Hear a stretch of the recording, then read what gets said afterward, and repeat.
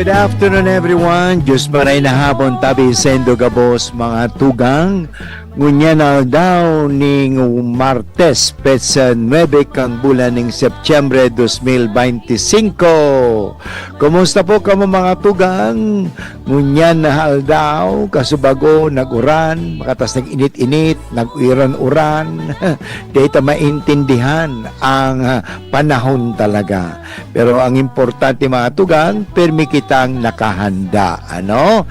Lalo sa panahon na daita aram kung mauran o dai mauran, mas bagayin manggirari talaga magdaraning payong parang pasiguro. Ano? Tapag mainit, magagamit mo manggirari ang payong. Pag maguran, magagamit mo manggirari ang payong. Yan, masigurado mga tugang. Kaysa kita dai nakakasiguro. Ano? Kasi sa buhay baga, importante manggiraray na at least igwa kitang kasiguraduhan. Hindi yung bahala na ano nang mangyari. Kasi kadalasan, lalo na ngunyan, kadakol bagang nagkakahirilang-hilang. Ano? Lalo na nagkakasirip-on-sip-on. Dala, ako sarong aldaw nga ni. Ako nga ni, basa sa likod ko. Makatapos, nag-meeting kami dyan sa sarong opisina kang U.S. Legazpi. Ano, basang-basa sa likod ko, nakasutana pa naman ako. Dahil ko nahali so t-shirt ko hanggang pakatapos ng 2 oras sa meeting ay natuyo so likod ko. Kaya pagkahapon, pakali so ko duman sa meeting na ito, nagparaching na ako. Grabe, nagkulog na so, nagsipon na so, puna naman so sipon, ano. Pero siyempre, dahil pag-iingat pa rin, ano baga ako, nagpamasaya ako sa likod. Sabi nga, nahali so lamig, ano, nawara. Okay na naman. Siyempre, madali sana yan. Ingat-ingat. Kaya, dipisil baga mga tugang ang nagkakahilang-hilang. Kaya, sabi nga ni, narumduman ko sa kuyang nanay, si mama, pirmi ka ito, aki ko, ligay ka, likay, likay. Likay siya na nga ni. Kung dahil ka malikay, baka mapunta ka sa hukay. Ay, nako, delikado ang mga tugang iyan. Ano? Kaya likay-likay sana, miski nga ni sa magmamaneo, likay sana. Taday mo aram, baka makabangga ka. Mapunta yung nabangga mo sa hukay. Kung hindi naman, ikaw nakabangga ng truck, ikaw ang mapunta sa hukay. Kaya likay-likay kung gusto mo pang humaba ang sa imong buhay. Anyway, welcome po mga tugang sa programang Maray na Hapon with Father Boots Bombasi, OPE. At sa tuyang nga ni na tawan ang sa tuyang mga tagapagdangog ning marhay na informasyon, inspirasyon as in bendisyon. Yan. Yan naman talaga ang talagang dahilan kung igwa kita ning marhay na hapon. Pagayunon ta ang sa tuyang marhay na hapon. Anyway mga tugang, kung kamo nagdadangog sa indong mga smartphone sa DCGB News Online, pwede po kamo magduman sa Facebook. Maduman na nga niya ako, ha? Sa Facebook tabi nindo, hanapon nindo so DCGB News Online. Pagkatapos pag nakuha nindo ito, i-follow na nindo. From time to time, pag nagbukas ang DCGB, malbuklat iyan, maluwas iyan. Ano? Yun na nga ni, nahiling ko na sa diri ko, yun na nga ni, yun na nga ni. So, igwa na nga ni comment, ano? At the same time, may 71 views na, nahiling na si Father Boots at nagdadangog na. So, gusto kong batiin kagad ining comment na ini, si Ami Estrella, good afternoon, Ami. Talagang present, okay, present na present siya. Okay mga tugang, like tabi ito, pagkatapos paki-share man nindo. Kaso amigo, amiga nindo, makadangog man, ano? Makamati man kan sa tuyang pinag-uurulayan, araw-al daw, ano? So mga tugang iyan. kasuugma sa tuyang sinilibrar ang kapistahan kang kaaldawan, kapanganakan ni Mama Mary. Nasabi ko sa inyo mga tugang na si Mama Mary naging kasangkapan o instrumento ng kaligtasan. Okay? So we cannot talk about Mary without talking about Jesus. Because without Jesus, Mary is simply an ordinary woman. Okay? But because Jesus, okay, yun po ang dahilan eh. Si Mama Mary, ipinanganak dahil po siya ay pinili ng Diyos na maging ina ni Jesus. Yan po talaga ang mahalaga doon. Kaya yan ang mahalaga doon. And by the way, ulitin ko giraray, na si Mama Mary, hindi po siya Diyos. Hindi po siya sinasamba. Siya po ay minamahal, ginagalang, tulad ng pagmamahal at paggalang ni Jesus. Kaya mga Katoliko, mga Kristiyano, kung talaga tayo ay tunay na Kristiyano, tularan natin si Jesus. Huwag natin bastusin si Mama Mary. Okay? Huwag natin pukpukin at basagin, sirain, itapon si Mama Mary. Hindi po. Hindi po si Mama Jesus naging tunay na tao kung wala po si Mama Mary. Okay?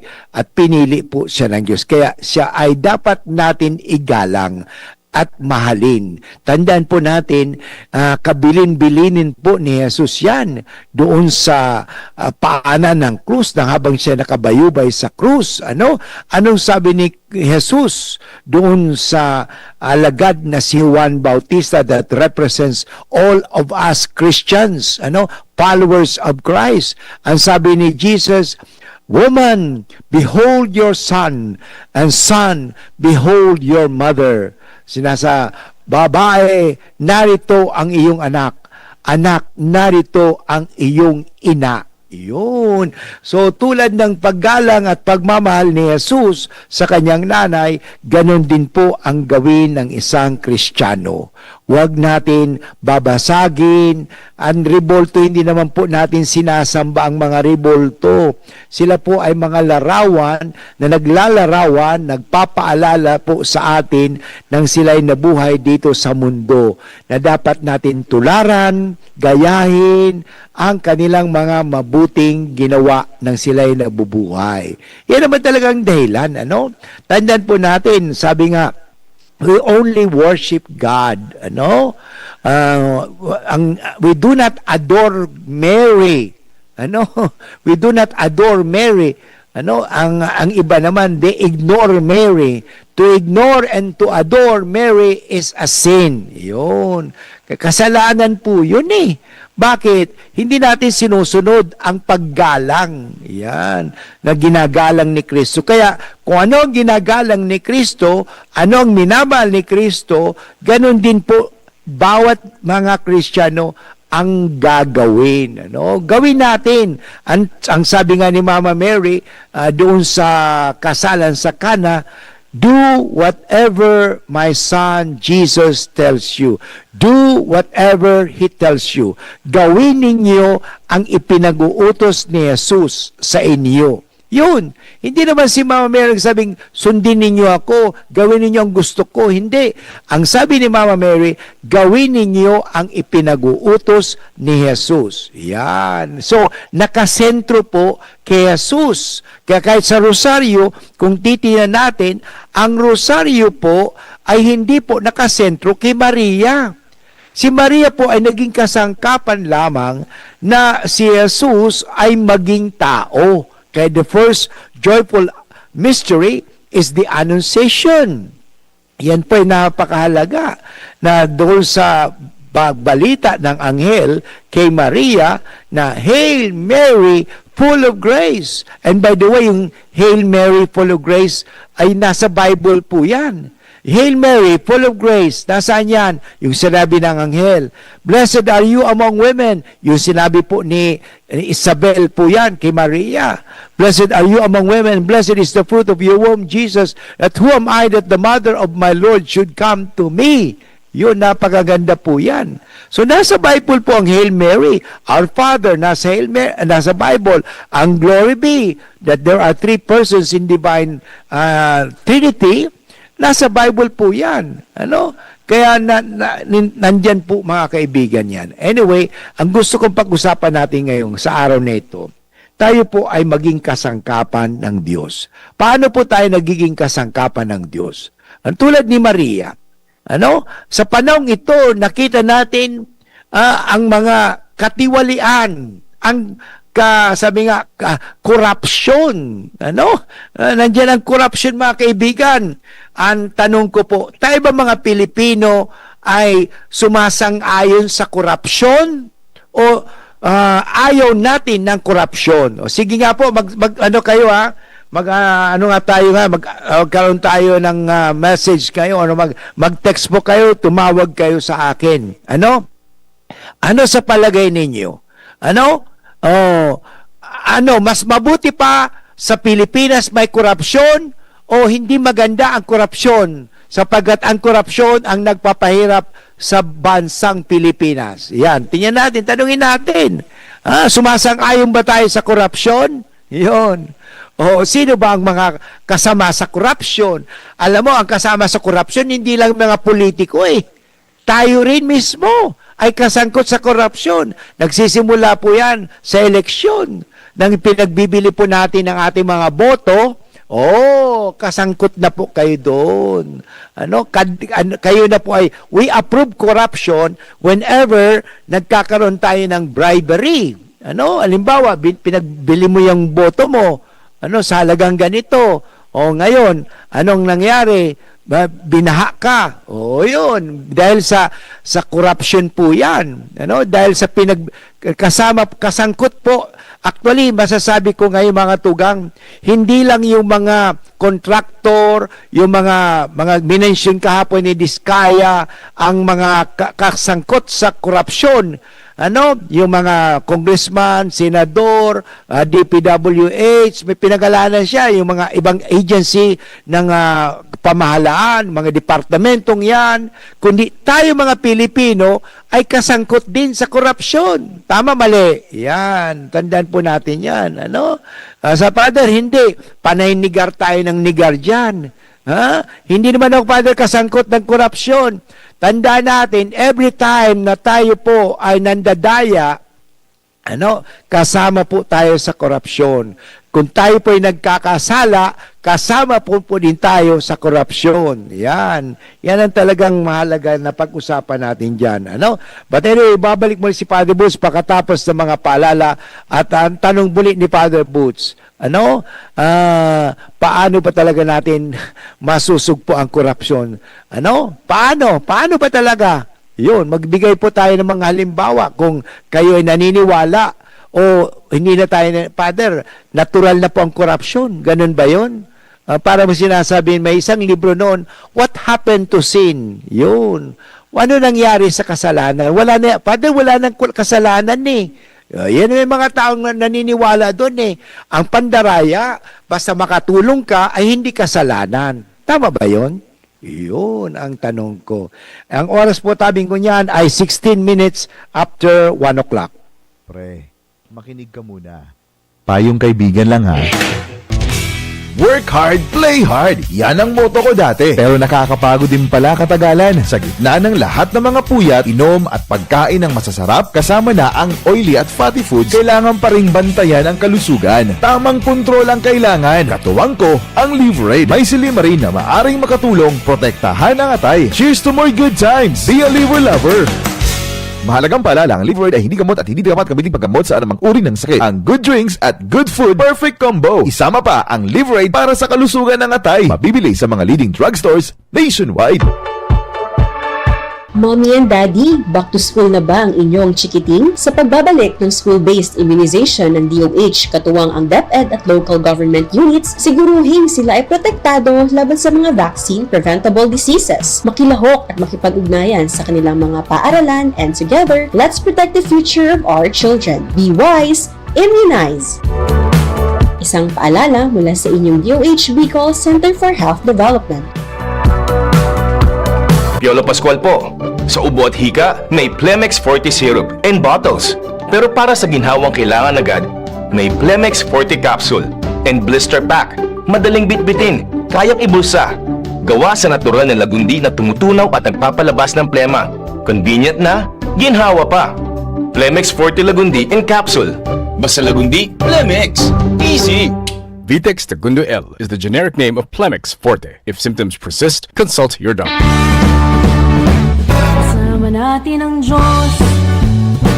Okay, balik po kita ginare sa programang Maray na Hapon with Father Boots Bombase, OP ng UST Legazpi, at gusto ko pong batiin muli ang palagi talagang nakikinig. Sign on, sign off. Walang iba kundi si Alvin Uy. Naniniwala kasi siya sa DCGB Country. Thank you, Alvin. At at the same time, si Ana. Sasabi si ano yun dito, na nabasa ko na yun, ba't biglang nawala? Ayan, si Ana Peña Campo.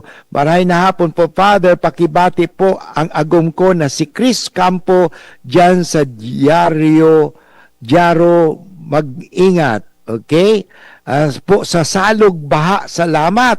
Oy, yun. Sa Salog Baha, yun. At the same time, si Norly Broquesa, good afternoon, Father.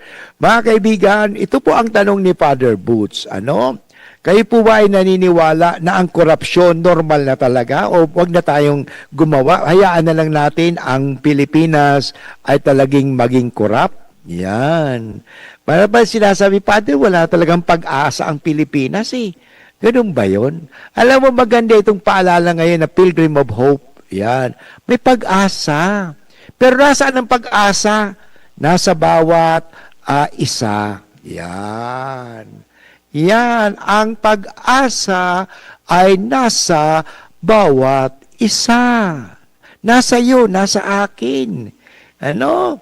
Kaya nga, ito po ang masasabi ko. May pag-asa pa po. Hindi tayo dapat magsawa o mawala ng pag-asa dahil po sa mga paghihirap, pagsubok, mga hamon, mga agyat kang buhay. Dahil po kita dapat mawala ng pag-asa. Kasi ang pag-asa ay nasa ating bawat isa. Nasa bawat isa. Ano, ang pag-asa ay nasa bawat isa. Kaya ito po ang isipin natin, ano? Dahil may Diyos. Yan. Kaya nga sabi, hope will not disappoint because God will never disappoint you. Yun. Minsan kasi nawawala ng pag-asa. Mayroon pong pag-asa. Pero ang pag-asa, magsisimula po yan sa bawat isa. Yan, di ba? Sabi nga ng kapayapaan, let there be peace on earth and let it begin with me. Sabayan mo ako, Bert, sabayan mo ako kumakanta ako. Thank you, Bert, for watching. Nakalala ako ni Bert. Oh, thank you. Totoo naman, ang pag-asa ay nasa bawat isa. Kaya pag nawala yung isa, mawawala talaga ang isa. Kaya kailangan natin yan. Tayo po. Bakit ko sinasabi po itong kasangkapan, tayo maging kasangkapan tulad ni Maria ng kaligtasan, maging kasangkapan tayo ng Diyos. Kasi dito sa ating ebanghelyo sa araw ng Martes, si Jesus ay pumili ng 12 mga alagad. Bakit siya pumili? Kasi itong mga 12 alagad neto, maging kasama niya, kasangkapan niya. Kailangan niyo alam mo, kailangan ka ng Diyos. Kailangan ka ng Diyos. Kailangan ako ng Diyos. Ikaw kailangan ka ng Diyos. Tulad ni Maria. Si Maria naging kasangkapan ng Diyos sa kaligtasan ng tao. Ngayon, si Maria nagampanan niya na ang kanyang papel bilang kasangkapan sa kaligtasan. Ngayon naman, ikaw, ako, ay maging kasangkapan ng Diyos. Yung mga alagad, ganon din po, nagawa na nila ang kanilang papel na maging kasangkapan ng pagpapayag ng salita ng Diyos, ng katotohanan. Basahin ko po mga kaibigan ang Ebanghelyo sa araw na ito ng Martes. Ngayon ay ika-23 linggo ng karaniwang panahon. The 23rd week in ordinary time. At ngayon na Martes, ang Ebanghelyo ay galing sa Ebanghelyo ni San Lucas, Kabanata 6, talata 12 hanggang 19. Nang panahong iyon, umakyat si Jesus sa bundok para manalangin at magpalipas ng magdamag sa pagdarasal sa Diyos. So nakita natin ang ugali ni Jesus ay palaging nagdarasal at pinalilipas niya ang magdamag sa pagdarasal sa Diyos. In other words, it is always an intimate moment with God. Do we have an intimate moment with God? Do we have a union with God through prayer? Yan ang ginagawa ni Jesus. In other words, tayo ay binibigyan ni Jesus ng halimbawa na maglaan ng panahon para sa Diyos. Hindi naman para sa trabaho. Wala na tayong panahon para sa Diyos.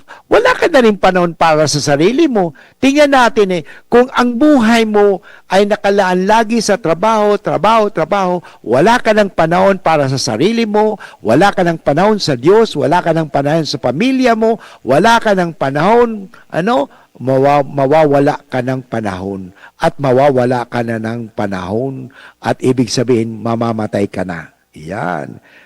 Sayang lang pinagpaguran natin. Dapat magbigay tayo ng panahon kasi ang pagbibigay natin ng panahon sa Diyos habang tayo nabubuhay, yan po ay parang investment natin yan. Kaya magbigay tayo ng panahon sa Diyos. Kahit bago magtrabaho, magdasal ka muna. Naalala ko yung aking partner sa Radio Veritas Manila, kami sa 846 ni Angelic Lasso. Bago kami magprograma, yung Barangay Simbayan na noon, ilang taon din kami nagsama 8 years kami 2008 hanggang 2013 o 5 years ba yun? Matagal din kami nagsama ni Angelic sa at ang ginagawa namin ni Angelic Lasso noon, bago kami magsimula, nagdasal muna kami. Bago magsimula, bago kami magdaldal na magbalita, nagdarasal muna. Yan maganda mga tugang, gawin natin ito. Na bago tayo magsimula na anumang gawain, dati importante magdasal muna. Yan po ang ginawa ni Jesus. O patuloy tayo. Nang mag-uumaga na, tinawag niya ang kanyang mga alagad at pumili siya ng 12 sa kanila na tinawag niyang apostol. Ang apostol, mga kaibigan, ibig sabihin, isusugo. Sugo. Okay? Pag sinugo, ang mga alagad na isinugo o disipulos na isinusugo, ang tawag sa kanila ay apostol. Apostoloy. Iyon, ibig sabihin yon. So, ngayon, may 12 apostol na pinili si Jesus.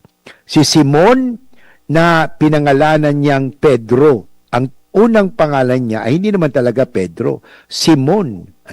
Si Andres, kapatid ni Simon. Magkakapatid po ang una, Si Jaime at si Juan, magkakapatid din po ito. Anak ni Zebedeo. Si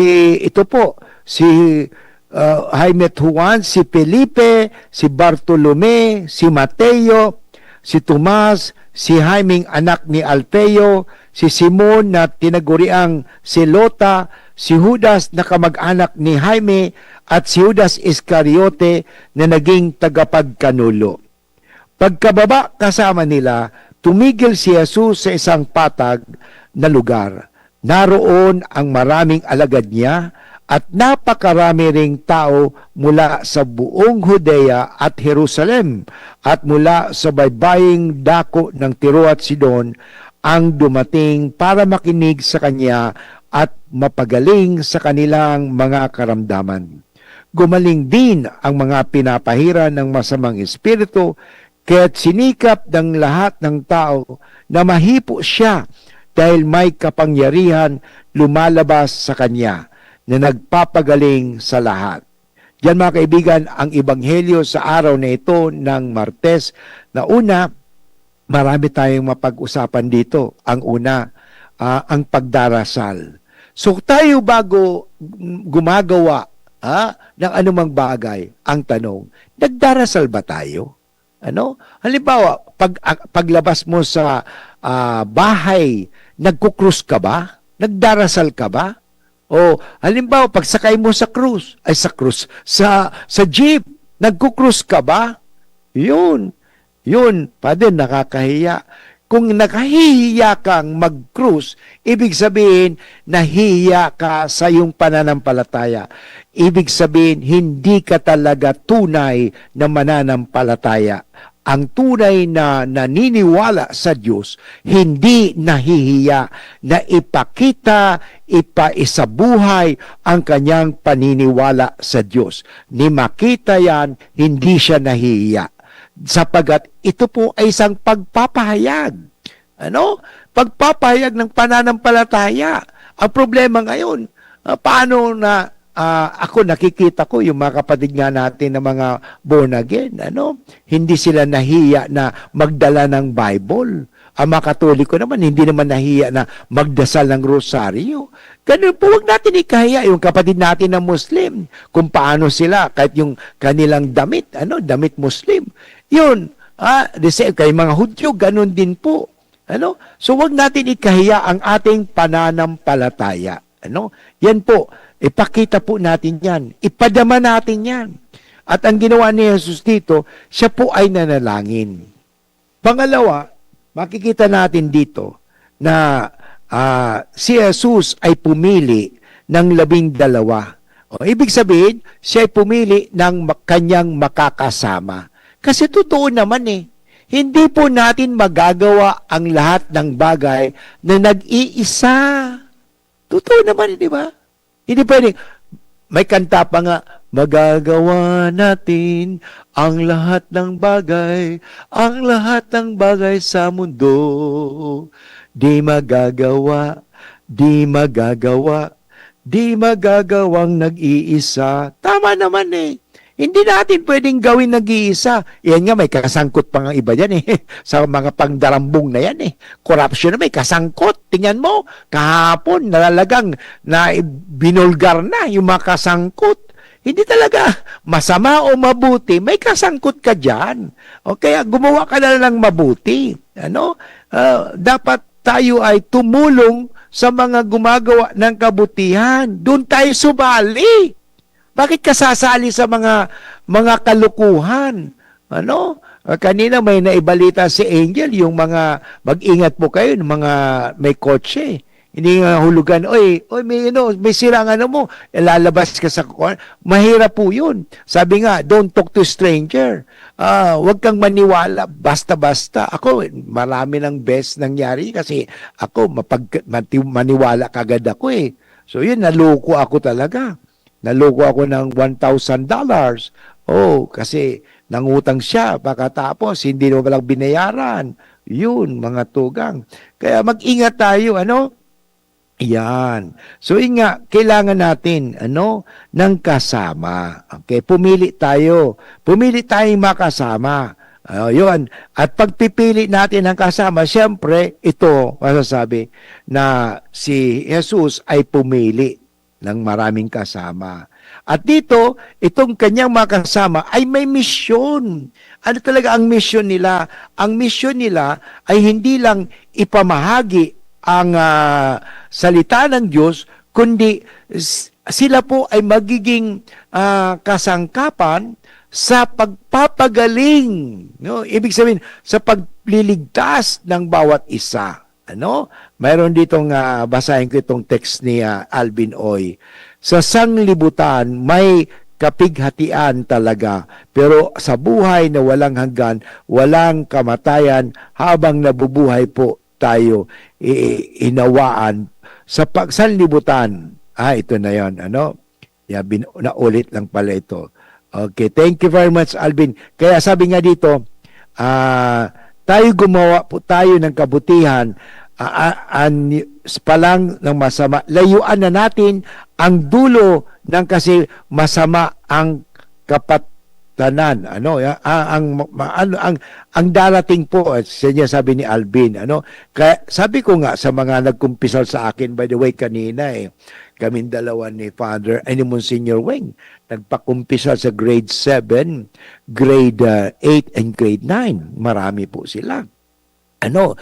Pero napakumpisal po namin. Pero sabi ko nga sa mga bata, alam mo, mga bata kayo, ugaliin na ninyo na gumawa ng mabuti. Sanayin ninyo na gumawa ng mabuti. Magsalita ng mabuti. Kasi baka matulad tayo sa ibang tao na nagmumura. Kasi nakasanayan niya na magmura. Alam mo, nung bata po kami, kaya hindi ako nakakapagmura at hindi ako matutong nagmura. Kasi nung bata po kami, pag kami nagmumura at narinig ni Mama at ni Papa ang nagmumura kami, sampal po yan o ganun po yan, makulog po yan. Sasampalin ka. O gusto mo masampal? Kaya hindi kami natutong magmura. Kaya nga, naiwasan namin magmura. Kasi hindi kami nasanay. Yan ang problema sa atin dito. Nakasanayan na kasi. Tandaan natin, ang ugali ay ugali. Ano mang nakasanayan mo na, magiging sanay ka na niyan. Baka tapos sasabihin natin, tao lang. Nakasanayan, ang tao po naman, kung tutuusin natin, ay hindi naman talaga masama. Ang tao, that is a lame excuse. Hindi po lame excuse, hindi po tamang excuse yun, sapagkat kami tao lamang. Ibig sabihin, iniinsulto natin ang Diyos, kasi nilikha tayo ng Diyos. Mali po yun. Mali po yun ang sinasabi. Iniinsulto natin ang Diyos. Huwag natin insultuin ang Diyos. Kaya masama po yun. Pag sinabi mong, sa tao lang kami, hindi po. Pag sinabi natin, narinig ko yung noong kay Father Enrico Gonzales, yung sabi niya sa sermon niya ang sabi niya may dahilan, sapagkat tao lang kami. So therefore, pag sino ang lumikha sa iyo? Ang Diyos. So ang Diyos pala, yun, mali po yun. Kaya sabi ko nga, sa mga bata ka pa, sanayin mo na ang mabuti. Huwag masama. Sanay magsalita ng mabuti. Huwag masanay na magsalita ng masama. Kasi pag nasanay ka magsalita, magmura, maglibak, o manira ng kapwa, masasanay ka. Tandaan natin anumang bagay na masama na inuulit-ulit mo, magiging ugali, makakasanayan mo. Kaya nga, iwasan. Iwasan. Bata pa, wag natin sanayin. Nakasanayan na kasi yan, Father Yun po ang problema. Hindi po ganyan. Anyway, babalik muli si Father Boots pagkatapos ng paalala. Ang oras po tabi niyan is 35 minutes after 1 o'clock. An oras hatod sa Indokang Optin Lutein Capsule. Alagaan ang paningin sa tulong ng Optin. Kitang-kita ang kalusugan ng mata. Plemex. Pag may ubo o hika, Plemex agad. Basta lagundi, Plemex. Red Horse Super, ang shot ng tropa. Artisan Joint Supplement. Bumabagal ang galaw dahil sa joint pain at arthritis. Mag-Artisan. Plemex for kids.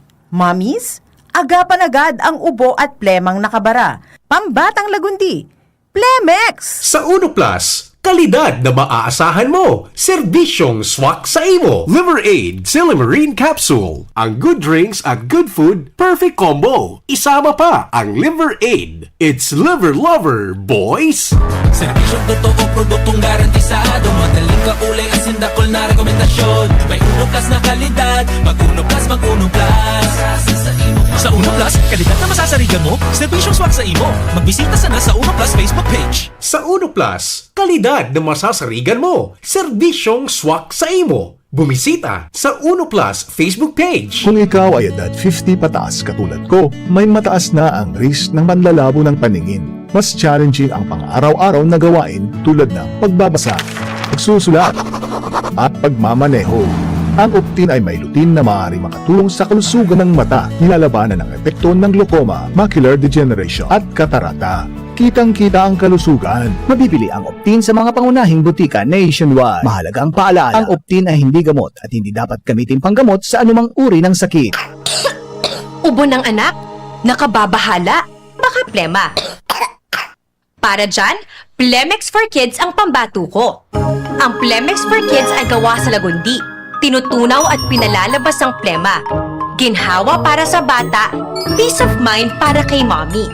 Camille Prats Yambao po, nagfi-flex for Plemex. Pambatang lagundi, Plemex! Vitex Segundo L is the generic name of Plemex for kids. If symptoms persist, consult your doctor. Mommies, agapan agad ang ubo at plemang nakabara. Pambatang lagundi, Plemex! The Diocese of Legazpi brings you One Voice Part 2. One Voice Part 2, a dinner concert for a cause, featuring the clergy and seminarians of the Diocese of Legazpi with renowned chef, Chef Jesse Senchoco, as we serve fine dining experience. Sana naman po yung mga kababayan natin sa Legazpi at sa mga kalapit bayan, huwag po kayong manghinayang sa itutulong ninyo. Huwag tayong titigil ng paggawa ng mabuti, lalong-lalo na kung para sa Diyos na pinagmulan ng lahat ng ine-enjoy natin sa buhay. Happening on October 10, 2025, 6 p.m. at the Legazpi City Convention Center, LC3. Reserve your seat now. Tickets available at your local parish. Be a benefactor. Support a seminarian. Lugod mapangyari asin maging mabunga, huli kan sa inong suporta, asin tabang kan sa tong mahal na Diyos. Salamat po!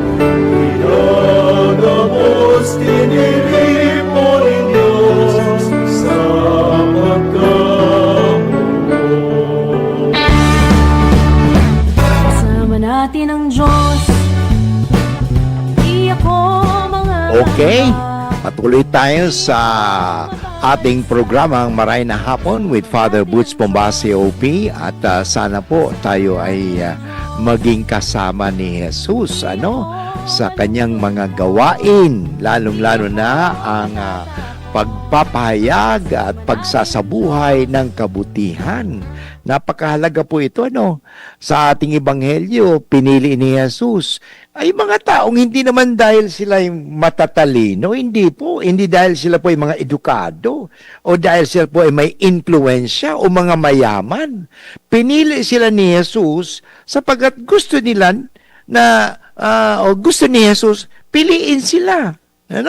Napapansin natin simpleng mga tao lang ang pinili ni Jesus.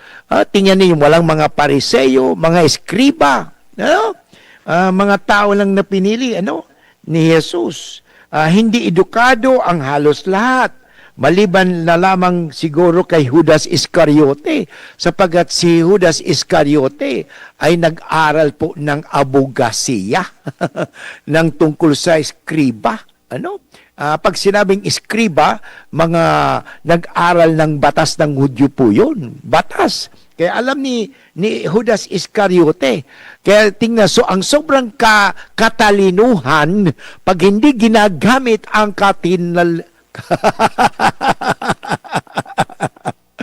ang katalinuhan, Father Boots, ang kadunungan, pag daay mo ginagamit iyan sa katotohanan at sa katapatan, ay makakasira po ng lipunan yan. Tingnan mo, ang gagaling maghabas, ang gagaling na magnakaw. Insertion dito, insertion doon. Ay mahirap po yan. Kaya si Judas Iscariote, kumbaga makikita natin sa bandang huli, siya ang nagkanulo kay Jesus, siya ang nagtraidor, kasi napakatalino masyado. Alam mo, ang ating katalinuhan o kadunungan, kung walang kapakumbabaan, ito po'y mauwi sa, kasinungalingan, o kapahamakan, wala, katiwalian po yan. So, nangyari dyan, si Judas Iscariote, magnanakaw. Di ba sinasabi niya, siya ang may hawak ng pera eh. Siya ang may hawak ng pera pala doon eh. Siya noong panahon na siya ang nasa appropriation. Appropriate yun, Father. Siya ang may hawak ng pera ng mga alagad. Kaya ginastos niya hindi para sa mga kasama niya, kundi para sa sarili niya. O si Judas Iscariote yan. Kung tutusin, lahat sila ay mga Hudyo na siyempre dumaan sa kaunting pag-aaral ng mga sa sinagoga. Tandaan po natin, ang mga Hudyo dumaan po sa sinagoga. At sa sinagoga, doon po pinag-aralan ang tungkol sa Biblia nila. Yung Jewish Bible. Para matutong magbasa at magsulat dahil mahalaga ito sa kanilang pananampalataya. Sa sinagoga, ako napunta na po ako sa Israel 12 times at napunta na rin po ako doon sa sinagoga, tinuro ang sinagoga. Ang sinagoga, ito po ay parang classroom. Doon sila, ang sinagoga is a temple of, synagogue is a place of instruction. Temple is a place of worship. Ayun. Kaya doon sila natutong magbasa, magsulat. Mahalaga po yan. Kaya meron silang kakayahan sa iba't ibang, sabi natin, antas ng kasanayan. Pero tingnan natin, ang unang apat na alagad ni Kristo ay mangingisda. Si Simon, si Andres, si Santiago, at si Juan. Sila po ay mangingisda. Karamihan sa kanila mangingisda. At tingnan natin, pag ka po ay mangingisda, mayaman ka. Bakit mayaman? May negosyo. Ay kung titingnan natin, yung mga alagad ni Kristong mga si Simon, si Andres, yung mga mayaman sila, pero sa kabila ng kanilang kayamanan, tinalikuran nila ang kayamanan na yan. Sapagkat sabi nila, si Mateo nga, isa pa yun si Mateo na tax collector, mayaman po yun. Mandarambong din po yun. Mandaraya po yun. Pero sabi niya, sa kabila ng lahat, hindi ito makapagbibigay sa akin ng tunay na kaligayahan. Alam mo, totoo naman greed is never enough. Hindi talaga. Kulang yan, palaging kulang. Sa taong sakim, ang lahat kulang. Kahit may trillion pesos na yan, o sabihin natin, $1 trillion na yan, kulang pa rin yan. Gusto pa nila, kintumil. Di ba, ang sunod yan? Di ba, 1 million, 2 million, trillion, quadrillion, sobra na talaga. Hindi talaga, never is enough. Never enough. Patandaan po natin, anong ginawa nila? Mayaman sila. Sila, ito, mangingisda, may negosyo may kaya si Mateo. Pero sa kabila ng lahat, wala. Ano ang kayamanan mo dito sa mundong ito? Madadala mo ba pag namatay ka? Wala. Sabi nila hindi. Tatalikuran ako. Tulad ni San Francisco Assisi. Si Saint Gregory the Great. Mayaman po siya. Anak ng senador yan Naging mayor pa sa Roma. Pero tinalikuran niya. Pumasok siya sa monasteryo. Parang sa ganon, talagang mas mahalaga sa kanya ang Diyos. Yun ang importante. Ang tanong ko, mahalaga ba sa iyo ang Diyos? May Diyos ka pa ba? O baka ang Diyos mo ay pera? Yan ay problema. Pag ang pera ay yun ang sinasamba, delikado po yan. There will be a reckoning. Sa mundong ito, sabi nga, ang buhay ng mundo ay parang gulong. Umiikot lang. Umiikot lang tayo. Kaya mag-ingat tayo dyan. Huwag mo sasabihin na ang kayamanan, ay madadala mo sa hukay. Wala pa ako nakita, ilang taon na ako magiging pare. 42 years na po ako naging pare. At wala pa po akong nailibing na napakayaman nang siya'y isinilibing, ang kanyang pera sa bangko isinama sa kabaong. Wala pa po. Wala siyang nadala. Wala. Actually, isang mayaman na kaibigan ko, nang namatay siya, nag-away-away pa yung kanyang mga anak dahil hindi na ihanda. Dahil yung mga mana. O tingnan mo, pinagkaguluhan pa. Wala ka talagang madadala. Ano? Wala. Anong madadala mo lang ay ang pananampalataya mo sa Diyos. Ano? Yun ay mahalaga. O, kaya tingnan natin. Kaya paalala ito. Ano? So, mga kaibigan, at mga kasama ni Kristo ay simpleng mga tao lamang. Ano? May rebelde pa at miyembro ng Selot. Alam mo, Selot, ito ay mga rebelding grupo. Ano? Marahil magsasaka si Bartolome, isang magsasaka. Taga-buwis naman si Mateo at iba-iba ang pinanggalingan, pero magkakaisa sa misyon ng Diyos. Yan po ang importante sa buhay. Kaya nga, panawagan po ito sa atin. Kaya nga, pinag-uusapan natin nga ngayon, tayo po ba ay gustong sumama sa gawain ni Kristo? Ang misyon ni Kristo, ipahayag ang katotohanan, katarungan, kapayapaan. Sa paraan ng pagmamahalan. Kaya nga ang utos ni Jesus, magmahalan kayo. Huwag mag-api ng kapwa. Kasi they take advantage.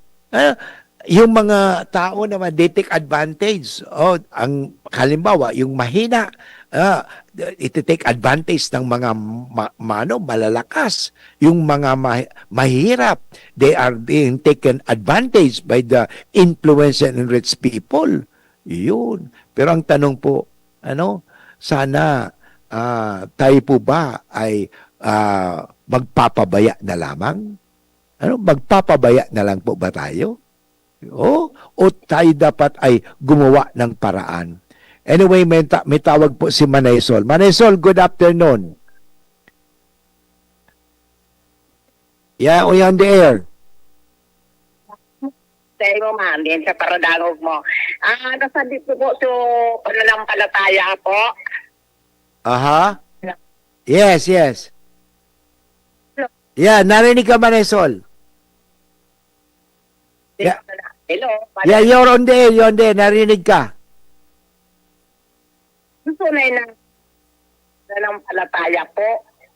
Mako lang po arog-arog ko di gibo, totoo, sa puso, sa isip, tunay na pananampalataya. Magsubod kaya amang Diyos. Yan dapat gibon talaga sa buhay. Arog kaya. Yeah, sige. Thank you, Marisol, Thank you very much sa pag-upload. Okay. Ibo, isip, sa puso, tunay. Yan, tama. Okay. Sige. Yeah. Anyway, Marisol, thank you very much sa pag-upload. Ma-break muna kita. Okay. Ang oras sabi ko niyan is 50 minutos makalipas ang alaw na ning hapon. Tuhod, siko, baywa, aray! Pag laging pasan ang sakit sa kasukasuan, sign na yan ng arthritis o joint deterioration. Karaniwan kapag nagkakaedad na, kailangan ng tibay at ginhawang makakapitan. Kaya ng artrisin yan. May undenatured type 2 collagen at methylsulfonyl methane na maaaring makatulong protektahan ang kalusugan ng kasukasuan. Make the right move. Uminom ng artrisin araw-araw. Mabibili ang artrisin sa mga leading drugstores nationwide. Mahalaga ang paalala, ang artrisin ay hindi gamot at hindi maaaring gamitin panggamot sa anumang uri ng sakit. Huwag baliwalain ang kirot na nararamdaman sa tuhod. Baka hindi lang yan joint pain, kundi sintomas ng arthritis. With proper diet and exercise, uminom ng artrisin. Ang artrisin ay undenatured type 2 collagen at methylsulfonyl methane supplement na maaaring makatulong protektahan ang kasukasuan. Ito ay may antioxidant antioxidant at anti-inflammatory properties na tumutulong labanan ang epekto ng arthritis tulad ng pananakit ng kasukasuan, pagkasira ng buto at limitadong paggalaw. Sa tulong ng Artresin, maaring mas tumibay ang cartilage, ligaments, tendons at synovial fluid na bumubuo sa kasukasuan, mas flexible gumalaw, kayang-kaya maglakad o mag-jogging. Mabibili ang Artresin sa mga pangunahing butika nationwide. Make the right move! Abangan sa Radyo DZGB ang programang Usapang Consumer at Negosyo. Programang magtataunin kasimbagan sa saindong mga kahapotan tungkol sa pagnegosyo. Magdadara ning kadagdagang impormasyon mapadapit sa mga diretsyon nin mga konsumidor asin mga giya kung paano maging mga responsableng parabakan. Usapang Consumer at Negosyo. Mataon pagnibid sa mga matrayumpong negosyante asin sa mga establishmento de negosyo na may marhayin na kontribusyon sa komunidad. Usapang Consumer at Negosyo. Madadangog na kada primero Biyernes kan bulan, alas 11 sagkod alas 12 minuto. Ihahatod sa Indo kan Department of Trade and Industry Regional Office 5. Usapang Consumer at Negosyo. Abangan! Mga tugang, abangan ta ang pinakabagong programa digdi sa DCGB Radio. Ang programang mahatod ng mga impormasyon, mga istoryang kapupurutan nin inspirasyon na naidulot kan pagtatrabangan nganing maiangat ang pagkabuhay kan mga Bicolanong paraomang benepisyaryo. Magiribahan kita alas 10:30 hasta alas 11 nin pagkaaga. Magantabay asin maghinanyog sa kape asin baretang agraryo.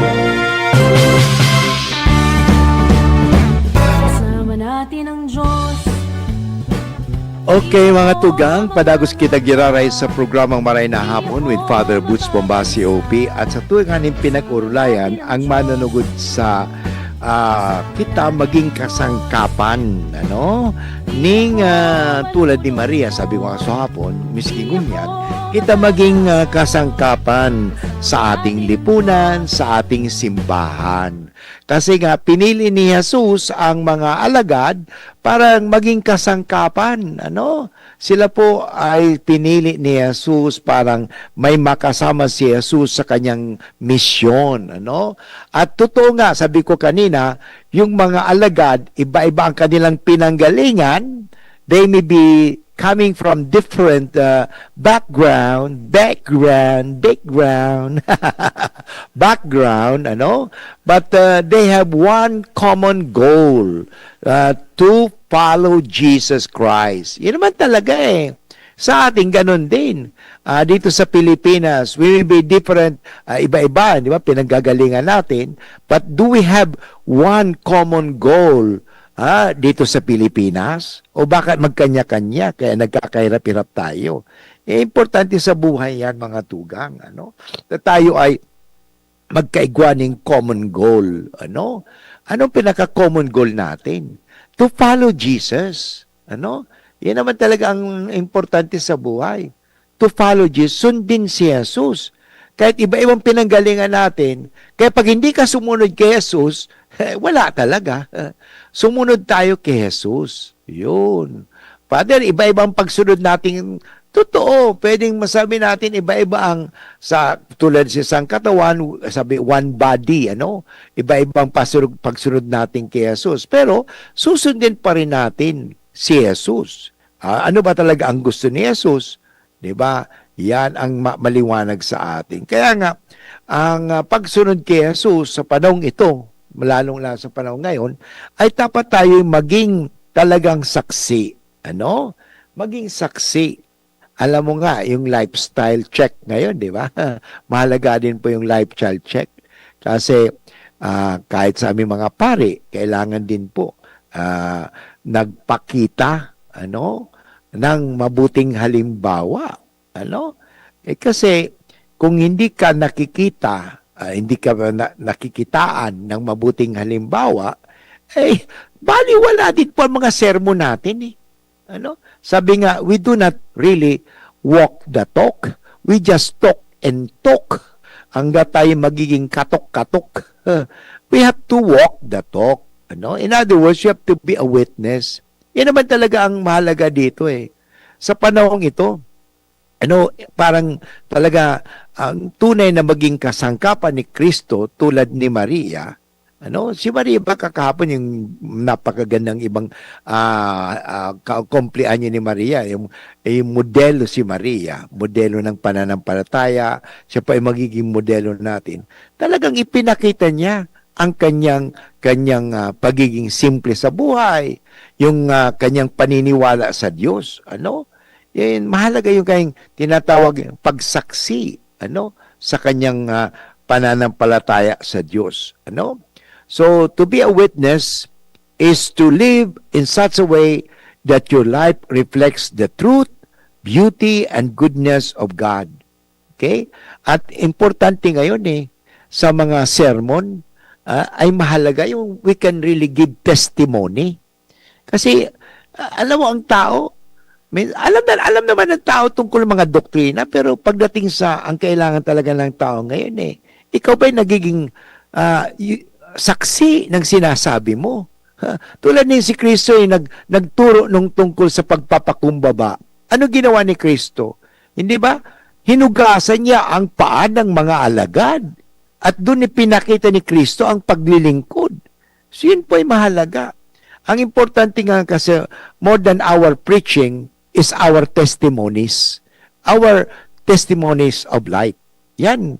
We have to give testimony to Christ by our words, our actions, and presence in the world. So, ang presensya natin, mahalaga Anong klaseng presensya tayo? Tayo mga Kristiyano dito sa mundong ito. Asan tayo? Sa panahon nito na ang Pilipinas ay talagang bahang-baha na. Nawala ang flood control, bahang-baha. Hindi lang nababaha ang Pilipinas sa tubig, kundi ang Pilipinas bahang-baha na po sa pera. Mamandami palang pera ng Pilipinas, tingnan mo, marami nagbabaha palang pera, hindi lang palang tubig na ang dito. Pero ang tanong nasaan tayo? Nasaan tayo? Ang simbahang Katoliko, nasaan tayo? Yan, dapat tanong natin dito, nasaan ba tayo ngayon? Of course, may ginagawa tayo ngayon, di ba? Siguro magandang basahin bukas, yung pastoral letter ng ating CBCP. May ginagawa po ang simbahan. Galang, hanggang saan lang po ba? Hanggang sa pulpito lang po ba? Hanggang binabasa lang po ba ito? Yan, pag-usapan natin. Okay? Sana po nakapagbigay ako sa inyo ng informasyon, inspirasyon, as in bendisyon sa ka-challenge, pag-akyat, inaagyat kita sa panahon ngayon. Na huwag tayong maliwala. Tayo po ay maging tunay na katiwala, maging kasangkapan ng Diyos. Anyway, inabot na oras ng pamamaram. Nagpapasalamat po ako sa ating technical. I think si Ramir Tanay ang ating nasa technical. Thank you very much, Ramir. And at the same time sa IT and production. Yes, Tanay. Thank you, Ramir Tanay. Thank you very much. And at the same time sa IT and production, si Jerome Martinez. God bless you, everyone. Alalahanin natin, mahal na mahal tayo ng Diyos. Hindi niya tayo pababayaan. Bye-bye.